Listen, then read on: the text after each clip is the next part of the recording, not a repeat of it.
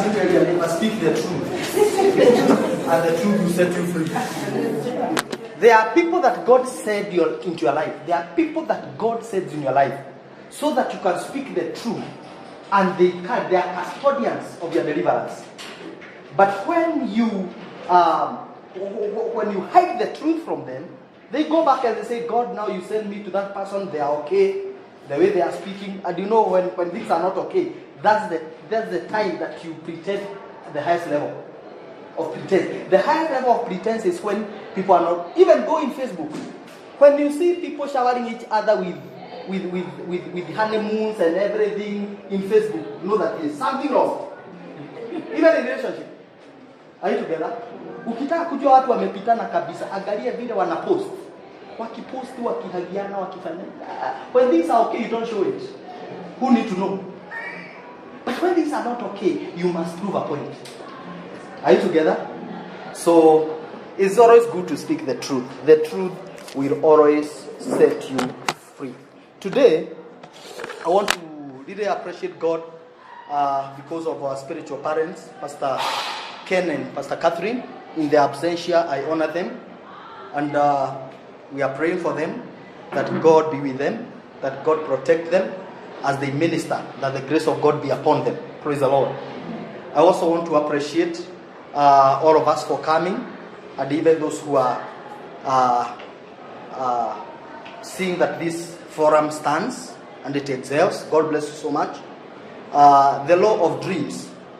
The law of dreams dictates that your dream will only be fulfilled when you interpret another man's dream.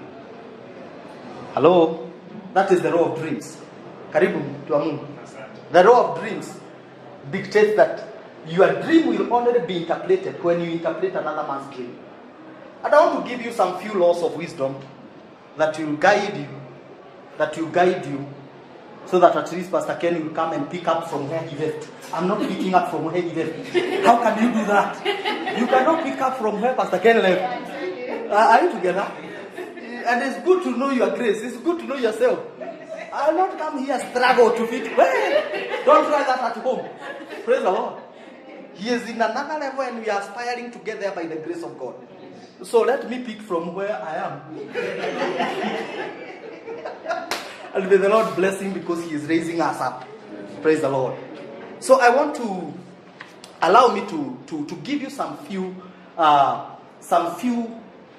laws of wisdom that will help us even excel in what God has called us to do. One of them is the law of dreams. The law of dreams. The law of dreams. And I've said that the law of dreams dictates that your dream will only be interpreted when you interpret another man's dream. And that is in the book of Genesis 37. You see the story of Joseph. Joseph had a dream, and in the dream, there's what God opened his eyes to see. And when God opened his eyes, he is able to see him becoming a very great man, a very prominent man, such that his parents, his brothers, will bow down to him. You know? But he didn't know the formula or the how of becoming and getting where God wanted him to be. So he became arrogant, even in the way that he explained the vision to his brothers. And they all conspired against him, and they wanted to bring him down. Naitwa PhD. Pull him down. All of them conspired to bring him down. And this is what happened. They sold him. But something unique happened even when he was sold. Because Ishmaelites were ready to buy him. And when he was bought by the Ishmaelites, thank God for Abraham, who had another son apart from Isaac that we knew. Because these are the people who came and bought Joseph. Praise the Lord. So if you have brothers-in-law, please appreciate them. Stop fighting them. They might be the one that God used to save your life. Praise the Lord. So God used the brothers-in-law of Joseph, the genealogy, to save him. And they went and sold him. Joseph landed in the house of a man called Potiphar. And he was a senior man. He was a government official. And Potiphar took him as a slave. And you know what happened in the house of Potiphar? The young man was scandalized and he was thrown in prison. In prison, there were two men who are imprisoned with him and one of them was the cupbearer, and the one was the baker. Two of them were accused. And one night they had a dream. And they all looked sad when the morning came. And Joseph looked at them. That is why never hide your character.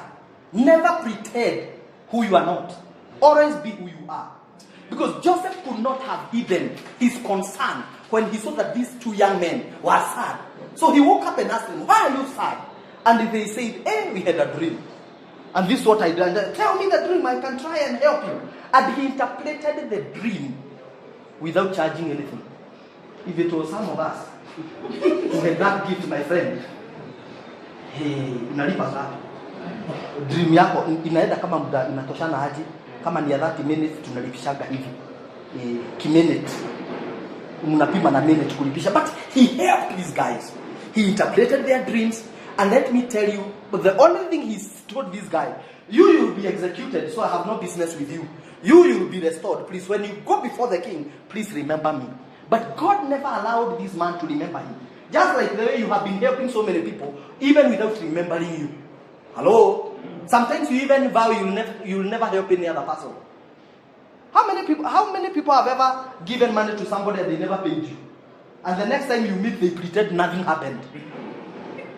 You are bothered, then they are not bothered. Na kona pesa yako. Hello? So this is what happened. That when he interpreted, he was forgotten. But one day, I'll be coming back to that scripture. But one day, after 2 good years, the king dreams. And the king is bothered because there is no one who can interpret his dream. Remember, for all this time, Joseph still had a dream. And that is why every one of us need a dream. You need to be a dreamer. Praise the Lord. You need to be a dreamer. In this world, you cannot survive without a dream. And they are becoming to the difference between a dream and a vision. Because there's a difference. The difference is not the same. A dream. You must have a dream. And the dream is not what kept Joseph speaking to himself. Because when he is thrown in prison, I can see Joseph telling himself that when I saw myself in a dream, I never saw myself in prison. So this prison cannot keep me. I'm getting out. When you get into a difficult situation in life, your dream keeps speaking to you. That you never saw yourself. I never saw myself in this position. So I am getting out. That is what keeps you going. It is your dream. The passion of your dream is what keeps you going even when things are not working out. So you must have a dream. A dream may not take you so far, but it is there always to remind you. The dream lingers so clearly in your mind that you cannot forget it. There is that one dream that you dreamt that no matter how much happened to you, you still keep remembering what you saw. And that is why I tell people, never doubt in darkness what God told you in the light. Never doubt. Never give up. Never give in. Never give up on that dream that you had from the beginning. Joseph was so determined because there is what he saw from the beginning, and that is what he fixed his eyes onto. Are you together? Your dream is precious. Your dream is precious. Actually, for your information, it is good to know that nobody else believes in your dream but yourself. So don't expect people to come and cheer you up. Don't expect people to come and cheer you up and tell you that you can do it. Some people think you are mad when you speak about your dream. Look at his brothers. They thought he was mad. Even his mother and father, they doubted him. But again, the Bible says that because of our parents, they were able to hide that in their heart, to ponder that in their heart. But all of them thought this young man is crazy. Yani yaka kamezaliwa kamwisho na ndiko kanaanza maneno hapa. Let me tell you, there are people who have despised you because of some of the things that you keep speaking. But you don't speak them from, some of us don't speak to exercise our jaws. We speak because we know what we have had. We have a dream. There's what we want to achieve. Are you together? And some people think you are crazy when you talk about big things. And they look so humongous. They look so unrealistic. But because many people have no capacity, that is why it will look impossible. Hello? So it is only you. That is what you need. I need you to understand that it is only you who believe in your dream. Nobody else. Other people come when you start looking like you are making it. And I am also saying this, that there is no soldier who is celebrated in the battlefield. Have we ever gone to Somalia to cheer our soldiers? No! We wait for them to come back home. Either with victory or dead, we celebrate them. True or false? So you'll only be celebrated when you bring something home. When you start looking like you are making it, like there's something that you are becoming something, that is when people start saying, "Hiya." Ask Elijah. Ask Elisha. When he's escorting Elijah, and the sons of the prophet are following him, discouraging him, telling him, you cannot go after this man. He will be taken very soon. Actually, he is just about to be taken. And Elisha used to tell these sons of the prophets, keep your silence. I know, but hold your peace. Remember, these are not ordinary men who are discouraging him. They are sons of the prophet. These are sons of your fathers. These are your brothers and sisters who keep discouraging you on pursuing your dream. Sometimes they tell you it is not possible. Sometimes they even give you evidence of people who try to do what you are doing and they never made it. Hello? But the fact that other people fail does not mean that you will fail. Hello? That means now, Elisha finally went and he got the double portion of the spirit of Elijah. Now it came to a time when he was coming back. The same guys who are discouraging him now joins him. They are the same guys who goes and tells him, please, the place we are living is so small. Go with us. Are you together? That we may cut the beams to come and expand this place. You remember the story of an axe head that fall in water? Yes, there are those guys. Those guys are the guys actually. What really surprised me is that is the only place in the Bible where you are allowed to borrow. There. The principle of borrowing comes from there. Nowhere else. Other scriptures will tell you shall lend to nations and borrow from none. But in that point, nikitaka kukopa na kwa manga hapo. Because these guys, as they were cutting down beams, the axe head fall in water. And one of them shouted, even without being asked, "Arise!" And it was borrowed. And I realized that this man realized that I have an opportunity to transform my life. And I don't want this move. I don't want this opportunity. The opportunity to expand the kingdom. The opportunity to expand our territory, our place. The opportunity may not come again. So this opportunity that I have, I better even borrow to take advantage of this opportunity. I want to tap into this season. So when people are expanding the kingdom, I know my life will also expand. So I better even borrow. So he went and borrowed the axe. When it fell on water, that is when he shouted, it was borrowed.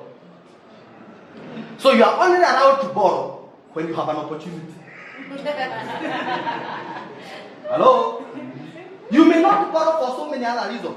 But you are supposed to be, your restriction in borrowing is when there is an opportunity. Let me tell you, there is no one who have ever lost money in an opportunity.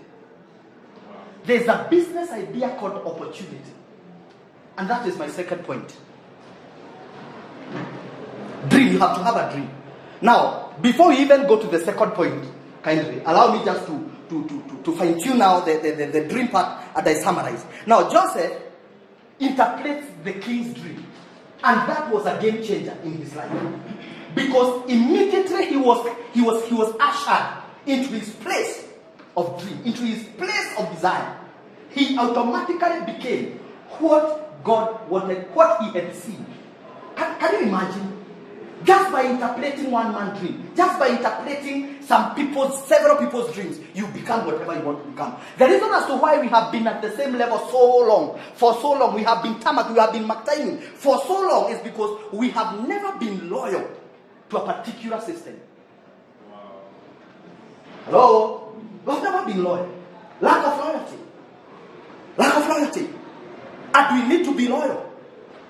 We need to push somebody's dream. Let me tell you, where you are desiring to be, you need to push somebody who is there. Wakipita hapo, na wewe unaingia hapo. Are you together? If you are employed, push the agenda, the dream, interpret the dream of your boss. When you interpret the dream of your boss, your dream will be interpreted. There are people who are not supposed to work so hard for them to become what they desire. All they need to do is to interpret another man's dream, and there they are.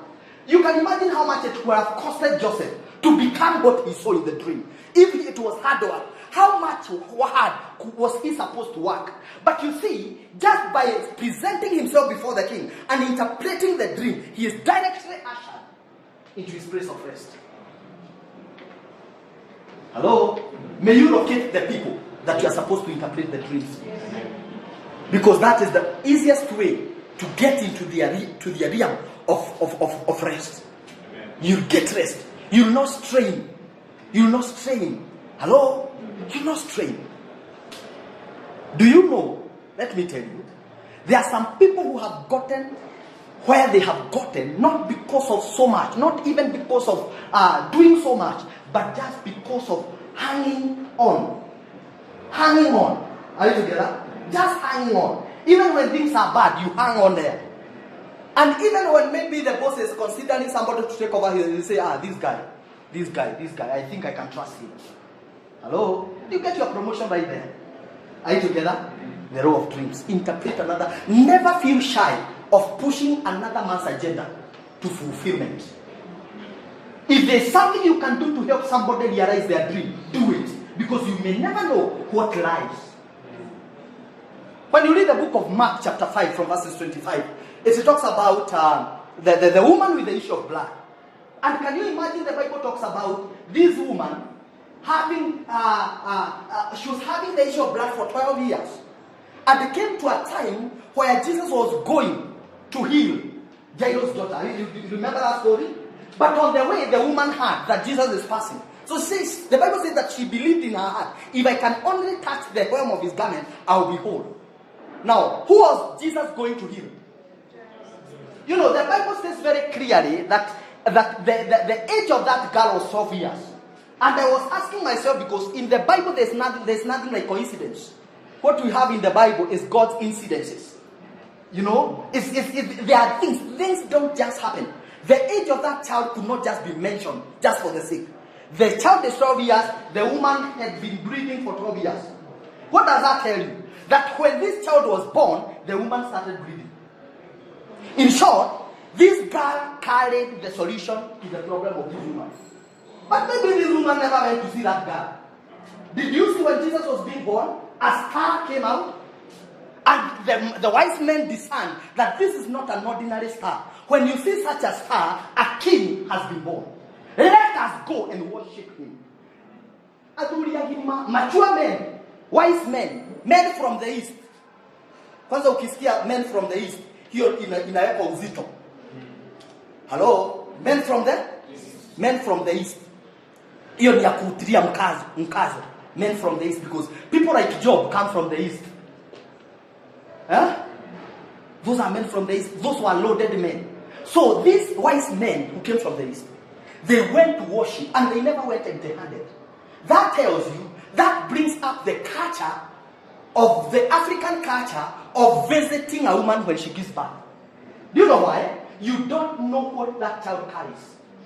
So every time you go with gifts, you have gone to receive whatever the gift that child carries. If this woman may be there to go and see that girl, her healing was there. So she had to wait until that girl. Imagine that girl had to die, so that Jesus would go and the woman could take advantage. It's the same girl. Are you together? Maybe you have been sabotaging. So you have been sabotaged, and you have been sabotaging other people's dreams. You have been stopping other people's dreams. You know, maybe you are. You know, God can place you in a place whereby you only need to recommend somebody, and that settles everything. Not even anything else. Even just saying, like, there's a lady who called me the other day, and she was telling me, Joe, I need an agent. I need an equity agent. And these people, they are disturbing me, please. What can you do about it? You know, the lady knows that I was well connected when I was here with banks. So do you know, I just made one call, and the issue was settled. You can imagine if I kept it for myself, I could have shattered the dream of that lady. Let me tell you, there are things you are not so simple. Where do the children are? Come on. There is something you can do. You can even, let me tell you, a house girl can leave your house. And then she maybe she feels that she's tired of working in your house. Do you know you can recommend her to another place where she will go and find peace and become whatever she wanted to become? Yeah. Oh, that's so simple. There's something that you can offer. You can make another man's candle shine. You can lit another man's candle. You can lit another person's candle. And this is what we say as a matter of principle. That a candle loses nothing by lighting another candle. You lose nothing. So dreams. Seek to help other people fulfill their dreams. That is the only way that your dream will be fulfilled. Are you together? Are we still in Genesis 37? Genesis 37. Hello? I want to go to the law of opportunity. The law of opportunity. No, I have said the law of relationships. What did I say? Law of dream. Kuna ingine niliguza hapo halafu nikasema I'm coming back. Law of opportunity. Right there and there. The law of opportunity. Now, the law of opportunity dictates. The law of opportunity dictates. You can only get this in Wisdom Talks. Classified. Are you together? Yes. You know, Wisdom Talk has become a brand. We are no longer a commodity. We stop selling, now people are buying. Hello? We stop selling. People are now. We receive calls now. Kitambo tungesubua watu na masimu. Hello? That is why we say that you are either a brand or a commodity, depending on how you present yourself. Now, the law of opportunity dictates. If you are writing, you can write. The door of opportunity is so slim. The door of opportunity is so slim. The door of opportunity is so slim that you have to make yourself slender to fit into it. You have to make yourself slender to fit into it. The law of opportunity is so slim that you have to make yourself slender to fit into it. Only to get in and find an open space. Only to get in and find an open space. And looking behind you at the door. And looking behind you at the door.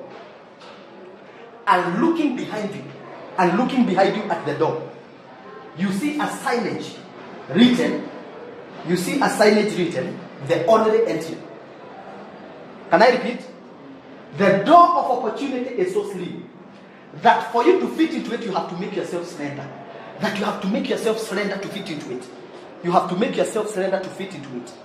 Only to get in and find a big open space. And looking back, and looking at the back of the door, a signage stands there written. You can translate the way you want. There is a signage written there, the only entry. Let me explain. Najua kuna wengine wamepotea. Najua darasa kama ya kanisa ni ngumu. Darasa ya kanisa ni ngumu sana. Kuna watu hawakufanya dictation, kuna wale walizoea. Kuna watu walikuwa hawakuwa wanaamini vile mwalimu amesema, walikuwa wanangojea mwingine akope waangalie, akikope makosa anakope makosa. So, this is what you are saying. For you to fit in that door of opportunity, because it is so slim, you have to make yourself slender. But when you get in, when you make yourself slender, a good example is what I want to get. Maybe this is the entrance to this hall. Coming here, I must make myself slender.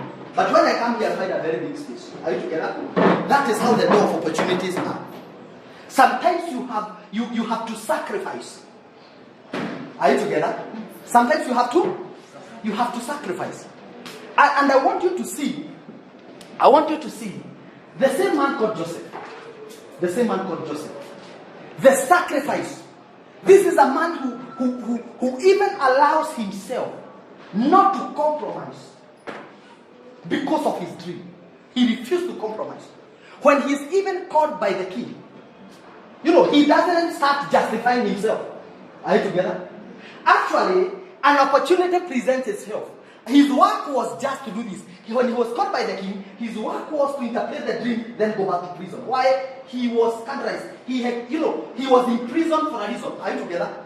But when he realized that there is an opportunity here, he told the king, yes, that is what the dream is. And it was true. But again, he told the king now, that's why you need to create opportunities. If the opportunity is not there, create it. Hello? His work was, he was not called, he was not engaged by the king to give stories. His work was to go, interpret the dream, then go back to prison. Are you together? Who was interested in employing a rapist? Who was interested in employing a rapist? There was no one. But this man saw an opportunity and said, it does not matter how slim this door is, I have to get you there. So after he was through with interpreting the dream, he told the king, now the king, there will be 7 years of so much, of bounty harvest. And there will be those 7 years will be followed by 7 years of drought. That is what the dream means. Karibu John. That is what the dream. But again he told the king, now let the king, hiyo ilikuwa yake ya kutafuta kazi. Hello? I admit you must be very spiritual, but you must also use common sense. Hello? Sometimes we are so spiritual. We become so spiritual until we forget our common. And do you know why it was called common sense? Because it is common to everyone. So nobody can give a reason as to why they did not think. Have you ever realized that no one can arrest you for thinking? There are no jails for thinkers. Hello? So you can think as much as you want. What surprises me is that the thinkers are in prisons. And they are calling people who are free money when they are in prisons. So thinking is not, it is not about where you are. You can think from where you are. You can think from where you are. You can think from the problem that you are in. You can think your way out of that limitation. You can think your way out of that challenge. You can think your way out of that challenge, out of that problem. Are you together? So Joseph said, I cannot go back where, that life is not nice there. So let the king look for a man who will now actualize the plan that I've just given you. And the man steps aside. I can see Joseph. He's sorry. And the king, after thinking for some time, said, who else? Who? You must know how to create opportunities for yourself. It is wisdom. Hello? That is what you say without saying. Employ me. Because I have what it takes. And the king said, who else? We can't find any other man who is well positioned but you who have given us the plan. And that is how Joseph became a prime minister. He was in charge. The rape case was cancelled. Hello? And he is even now the master of Potiphar. I cannot wait when I go to heaven to see the Potiphar's wife confessing. I want tukienda mbinguni nitataka kuona Potiphar's wife akiconfess. And watu wanaangalia kama video. I wish we could download them and tuzione kwa view sasa. Akiconfess. Vile aliwekelea kijana. And it could be a very great encouragement to all of us who have paid the price of sacrifice and integrity. Hello? So, that is the opportunity. Sometimes, the way opportunities will come, they will not present themselves appealing. Sometimes they will just require you to think a little bit more. They will just allow you to think what we call, you think outside the box. Opportunities will just require you to see yourself beyond that limitation. You stand above that limitation and you start thinking soberly. That is what opportunities do. And I say that the only time you are supposed to borrow is when there is an opportunity. Are you together? Because you can never lose money in a business idea called opportunity. The reason as to why people lose money is because they see other people doing things They borrow money to do the same. That is stealing somebody's idea. That is not an opportunity. But every time God gives you an opportunity, you are guaranteed of returns. Let me tell you, the reason as to why I can tell you that you are guaranteed of results when you buy into an opportunity, when the axe head fell on water, this is what happened. After the man shouted, alas, it was borrowed. The servant of God came, Elisha, and asked where, and the man pointed here. He took a stick and directed the stick into the water, and the axe head was floating. Imagine, you cannot lose. You cannot lose in a business idea called opportunity. If you want to tap in an opportunity, you can never go through a loss. The problem is, we see other people doing things and we want to copy them. So, we even invest our money in ideas that we don't understand. That is how people lose money. Hello? That is how people lose. That's not an opportunity. If it is an opportunity, you could have understood it. Hello? Number three.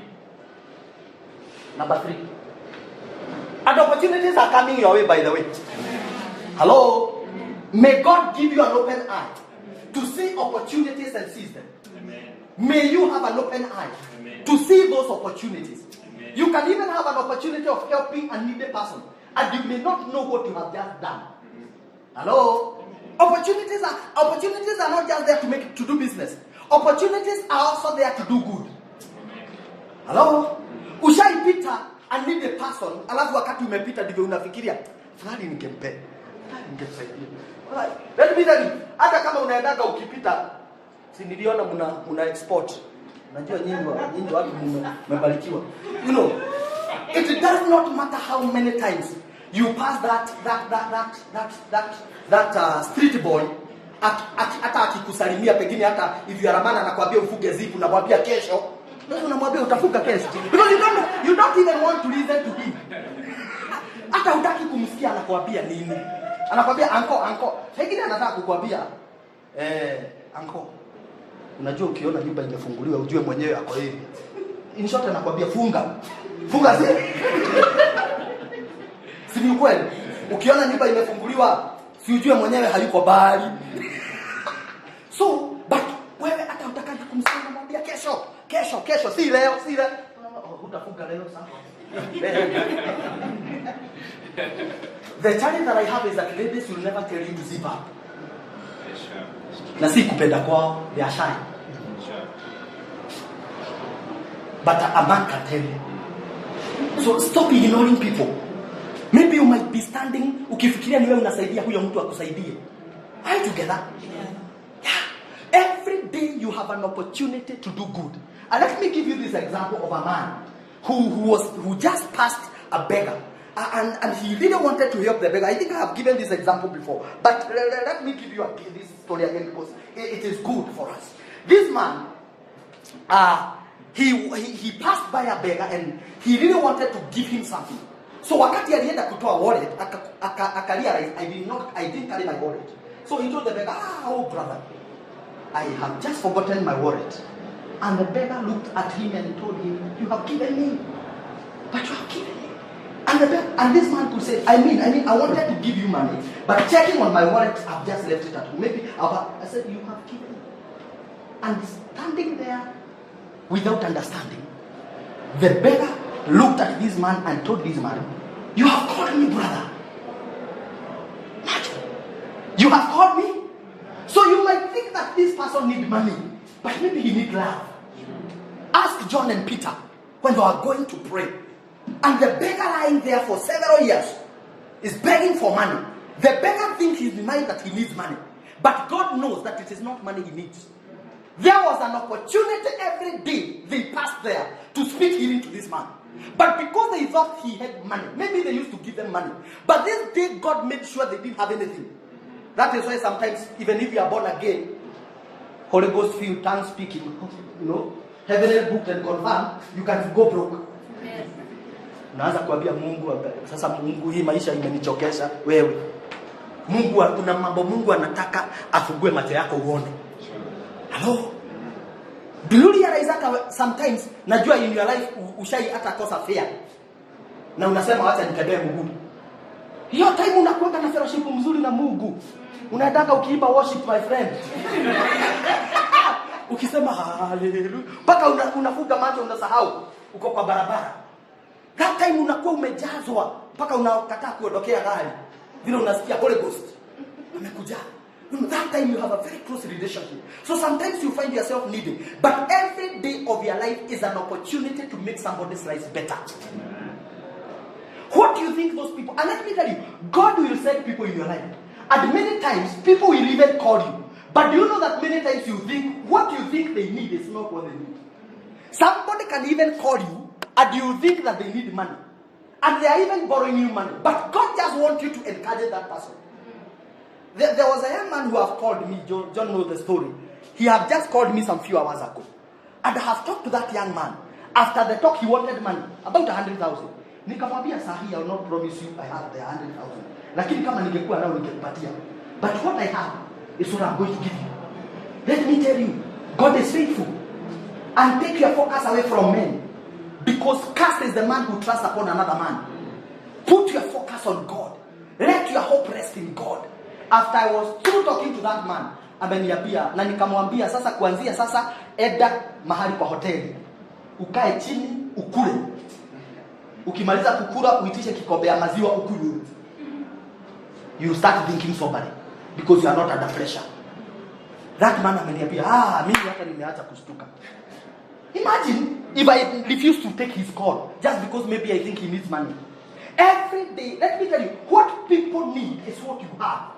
God will never send people to you to give them what you don't have. Hello? So you have what it takes. If you cannot, but many times we convert help in terms of money. Sometimes somebody can come into your house and they need time and you give them money. You have just lost them. Somebody just needs you to sit down there, listen to them. Listen to them. Opportunity to do good. But opportunities will never come, smiling at you. Opportunities will come either as a challenge, they will come as an opportunity to sacrifice. But when you take that opportunity, it is an open door for a greater breakthrough in God. Are you together? The law of opportunity. The law of opportunity. Number 3, the law of relationships. The law of relationship. The law of relationship. The law of relationship dictates. The law of relationship dictates. The law of relationship dictates that in every 3 people you find yourself around. Right now, you can count 1, 2, 3. In every 3 people you find yourself around. In every 3 people you find yourself around. One of them will be seated. One of them will be seated in a strategic meeting. One of them will be seated in a strategy meeting or strategic meeting.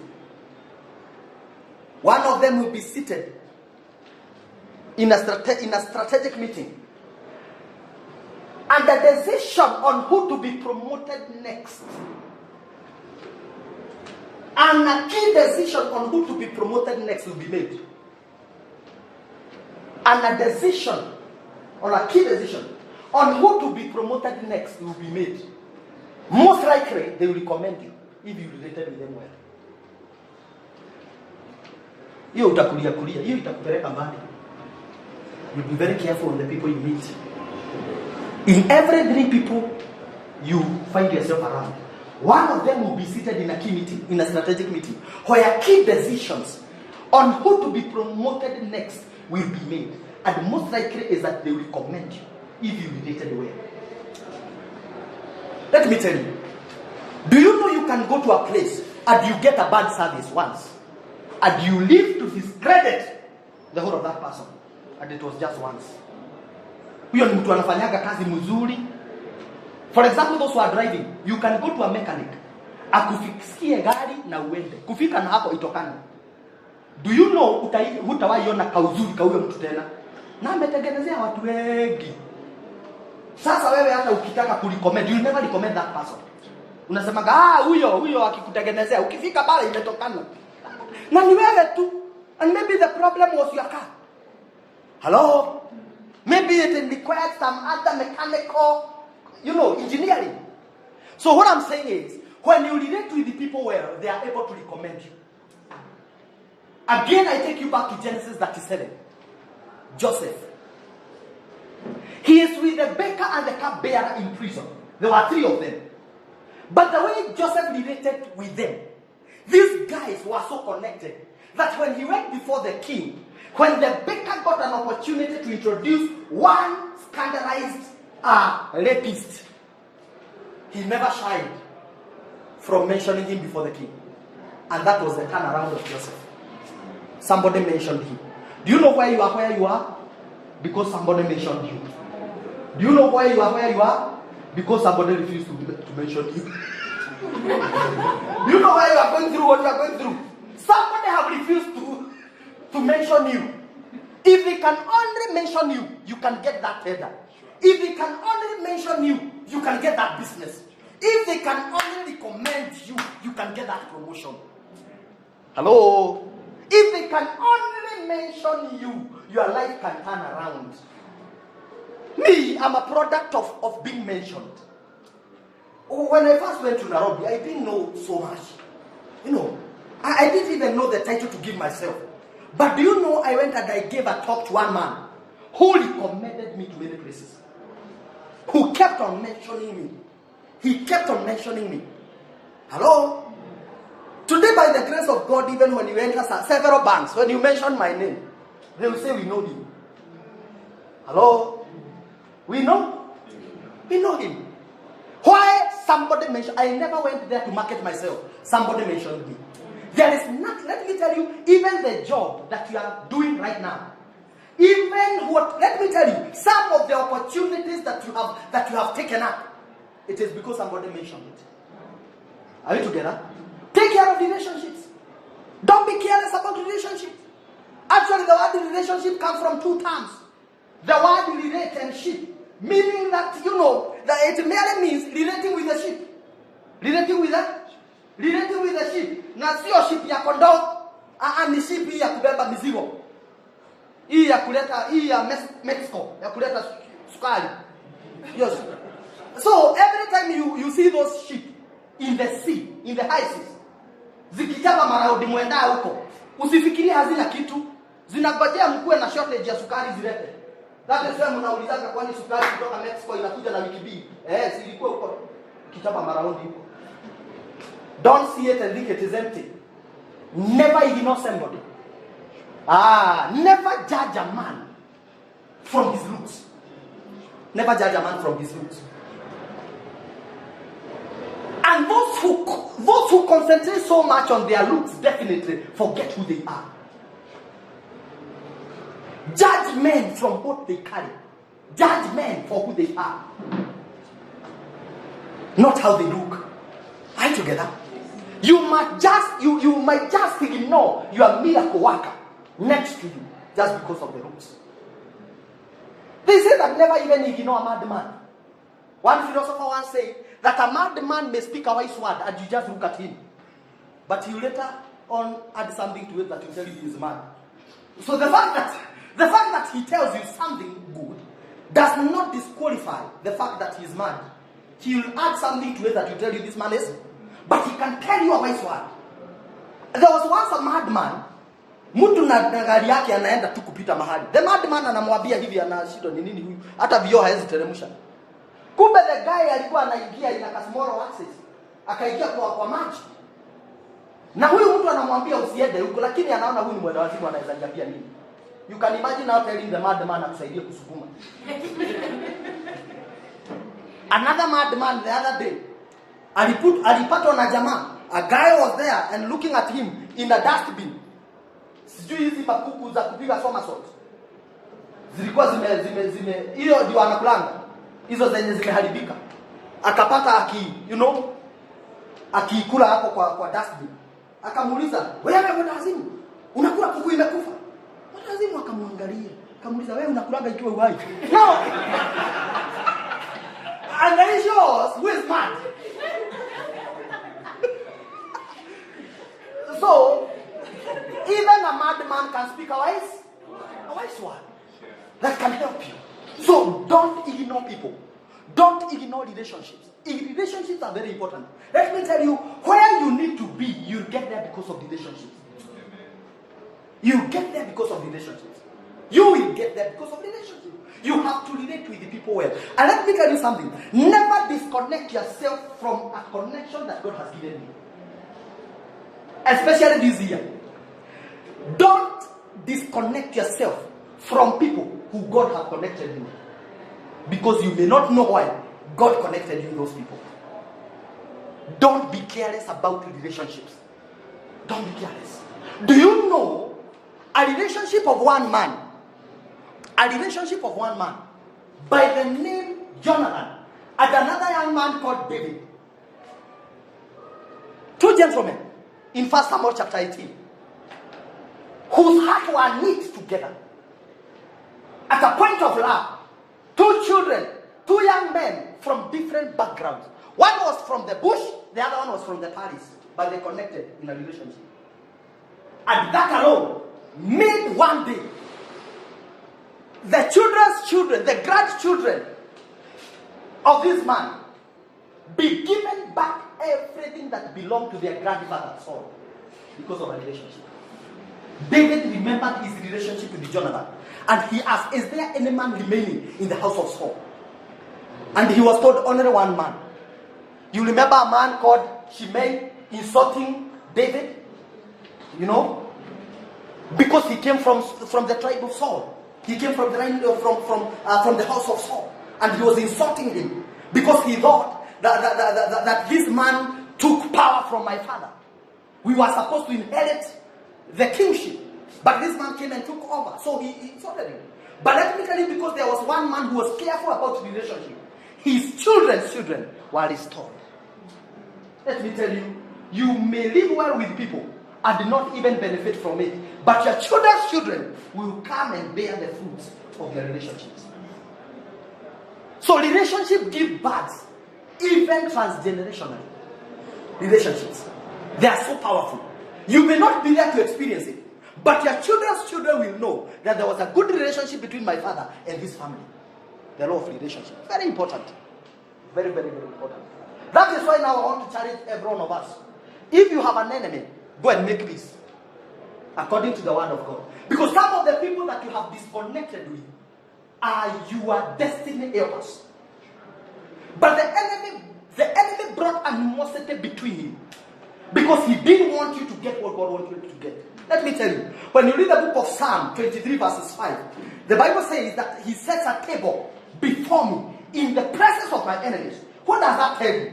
That tells you that God will come and set a table, a meal, before you in the eyes of your, why not your friends? You know, sometimes we misinterpret that scripture.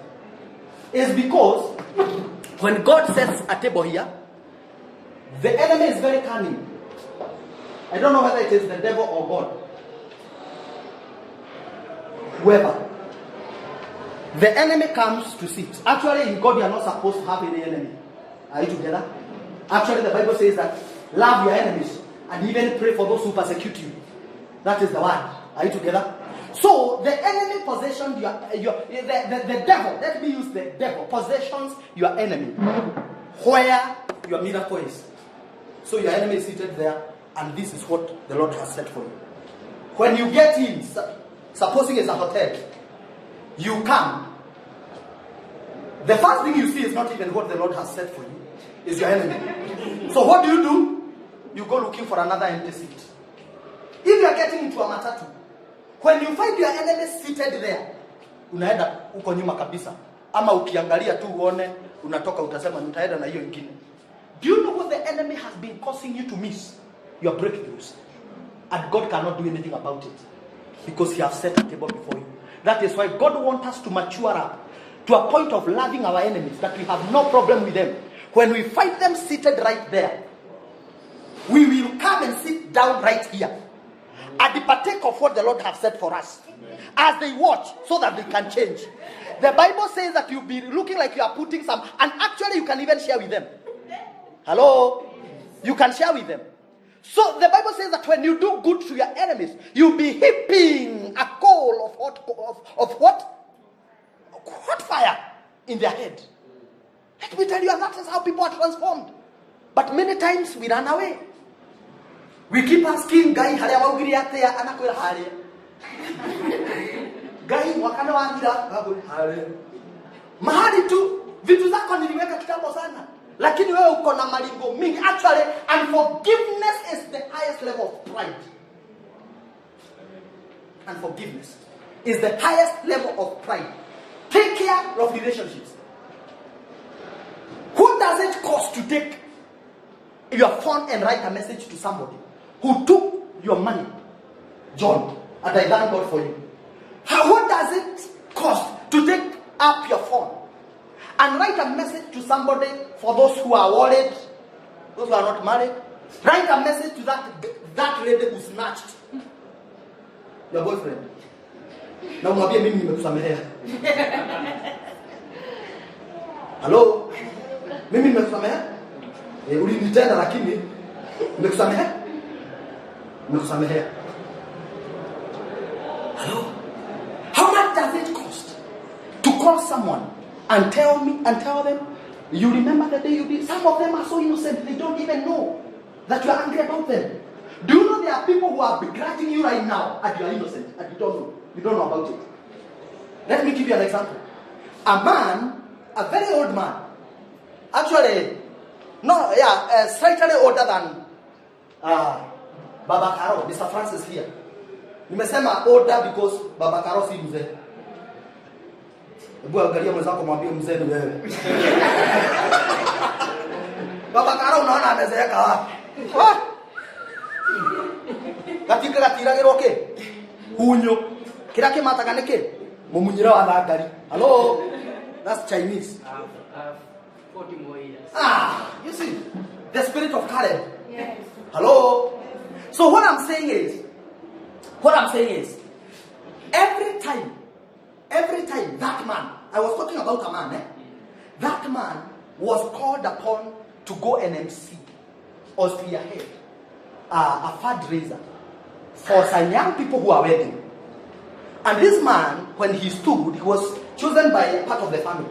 Wakati alikuja hapa akasema, lakini Araman akasema, I'm going to call upon the people who have brought us here, at least to introduce them to them. The people, because there are people who don't know the lady, there are people who don't know the man. And so the lady was expectant. So she came out of her. She came and she was there. And let me tell you, just that, after the event, the family that had chosen that man, walienda wakisema, huyo mzee ametuembarrass. How can he call our daughter to embarrass her before the people? And the man did not know until years later. Wakati alisikia. Ndio mimi na Shabi walikuwa marafiki zangu, mimi sijui kwa nini waliacha kuniongelea hata hawakuwa na story. Kube, when he did that out of goodwill, people thought that he was trying to expose the family. Are you together? You can imagine that man living in that. Wewe uko na uchungu na huyo mzee hajui. So yeye anakutana na wewe anakusimaelea unashindwa wewe ni nini? Let me tell you, there are people who begrudge you when you are very innocent without even knowing. Wewe usione tu kama wewe ndio huwa unakosewa, hata wewe huwa unakoseana. Are you together? And let me tell you, don't think, never lie to yourself that your enemy might need you. You might also need them. So when you limit yourself to enmity and hatred, you might just be closing doors. One of the qualifications of a priest, and I will share with it another time, is what we call someone with a hunchback. Someone with a hunchback was not allowed to become a priest in the Old Testament. And the hunchback in the new order, in the new covenant, is somebody who carries unnecessary baggages. Somebody with a hunchback. The hunchback adds no value to a man. To a camel it adds value. Stored fat. Hello? But to a man is unnecessary baggage. And there are people you have not forgiven your grandmother. Imagine. Atijua alikuangalia vibaya ukiwa katoto. Na sasa hivi ni mkubwa. Na ulimchukia tu kwa sababu ya doma. Yenye unaweza nunua ukule yote, uliveki. You have not forgiven. Let me tell you something. You need to let go and let God. Hello? Take care of relationships. Relationships are very, very, very important. Go and make peace. Even if it is with your enemies. Go and make peace with people. Sometimes you even see people treating you like a suspect. And you want to know, did I know? Sometimes you just want to know. Are you together? So make peace with all men. Love your enemies and even, love your enemies and even pray for those who persecute you. Can you imagine mtu akusengenye na uanze kumuombea? Unaamuka mapema sana, riba bushi, kariba, Mungu ninaombea. You can try that at home. You see how doors will open for you. Because you become afraid of God. Because you are not just a hearer of the word, you are also a doer. Some of these things are hard. But a blessing will never come easy. The devil knows that is where so much is hidden. Actually, great wealth of people who are born again is hidden, is seated on in the tables of the enemies. So you see your enemies seated where your blessing is, you walk away. And they are positioned there to keep you away from what God wants you to have. Make peace and it shall be well with you. Praise the Lord.